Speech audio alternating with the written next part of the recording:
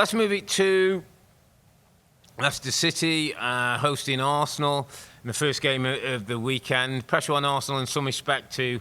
We'd heard that obviously Kai Havertz had got injured in Dubai, hamstring, looks like it's going to be out for the season. I think needs surgery possibly done there. And everybody was wondering what the front line was going to look like. Waneri played off the right-hand side. Trossard played central. Raheem Sterling, I think we spoke about it actually on Friday night when we were working on this Chelsea-Brighton game and what that might look like, what the opportunities were. I've got to say, you were spot on with the form of Raheem Sterling, who it was almost painful to watch Raheem Sterling playing and trying to influence the game when I think mentally he's not particularly looking like he's in the greatest of place. He's lost a bit of confidence. He looks like he's lost a bit of pace, and he's lost a bit of the kind of swagger that you have to have as a top player. I think he was making some poor decisions based on he's not sure that his body can carry him, get him in the right places. And so, with the first half of Arsenal struggling to get a goal and actually Leicester having a great chance to Ndidi, it was a big test for Mikel Arteta at half-time in that game because I think everybody knew if Arsenal didn't win that game, you could almost kiss goodbye to a title chase, at least, even if they are going to go close to Liverpool. Yeah, and I go back to the show that we did on Friday when we were previewing it, and I've got to give you credit because you were the one that mentioned Merino. There was a lot of talk like during training. He'd apparently been in training and he'd done a couple of training sessions and looked okay. And there was a talk that, and Arteta mentioned it in his presser about Merino. And again, I think what people are saying is like he's a very similar profile to Havertz. He's a big guy, he's technically strong, good in the air. You can play up to him and he'll hold the ball. And so I suppose in that way, it's easy being correct in hindsight, but it's a more natural fit and it looks a better fit for the team than certainly Trossard and Sterling in there, who it never quite connected with them. I mean, the threat really was Waneri on the right-hand side, who I have to say is an incredible talent.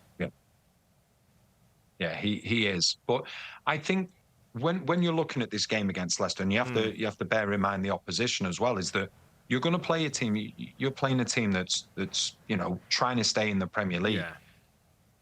Arsenal on another level to them. So what you have to do, and I've been in this position before, you have to give up a certain area of the pitch. So Leicester are like, okay, we'll give you the width. Yeah. We'll give you the width. You can put as many crosses as you want. And then with all the goodwill in the world, if you've got Trossard, if you've got Sterling, or if you've got Waneri, they're the lads that are going to be attacking the crosses that are going to come into the box. It becomes a problem.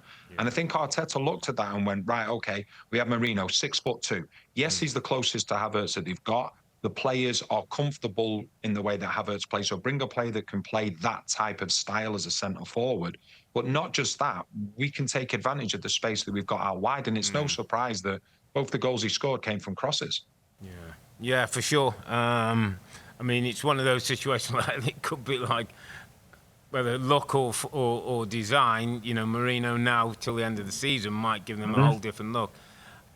I just wanted to go back on Raheem Sterling because we talked a little bit about him on Friday, and 30 years of age, you still feel when you see Jamie Vardy is 38 now for playing for Leicester and still flying around a football pitch. But for Raheem Sterling, who's won I think 4 titles and domestic cups and the likes, that wasn't obviously part of the Champions League there, but has won so much and done so much in his career.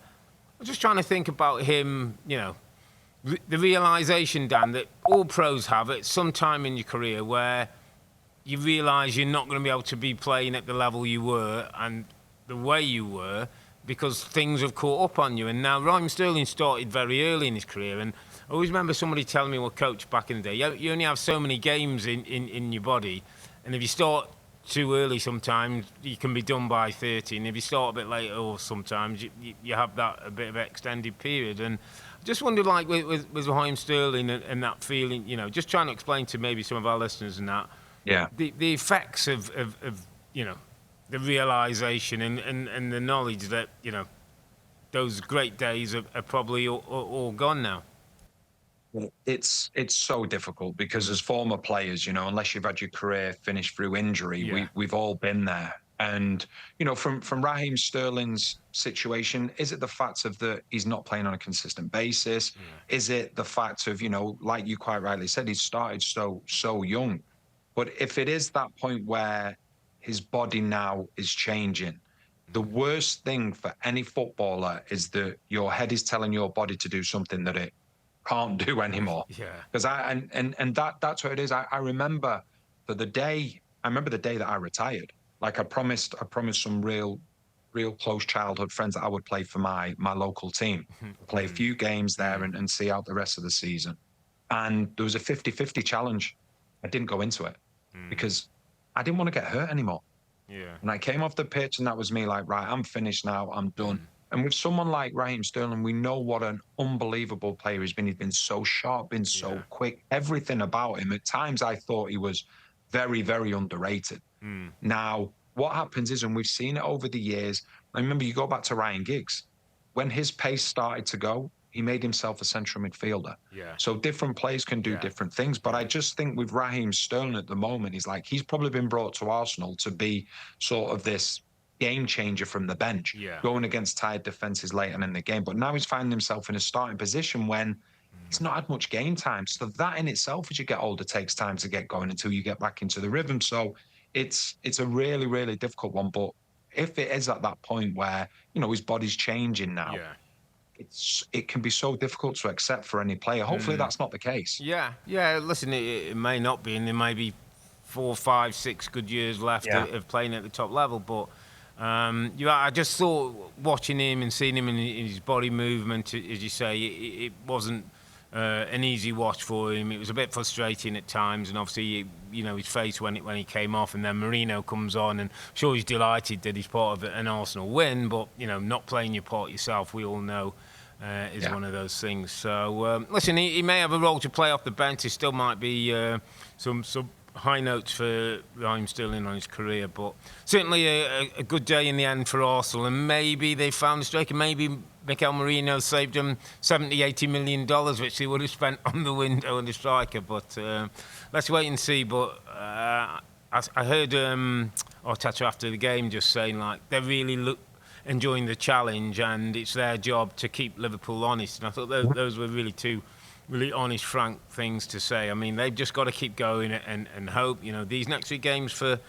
Liverpool, Villa, City and Newcastle, you know, there could be a little bit of danger there. And Tim was pretty strong today. He said, I don't think they'll get maximum points from those 3 games. And if they don't, you know, Arsenal have got to be ready to jump in. Hi, I'm Rebecca Lowe, and as we head towards the end of an exciting Premier League season, make sure you like and subscribe on the NBC Sports YouTube channel for more content like this.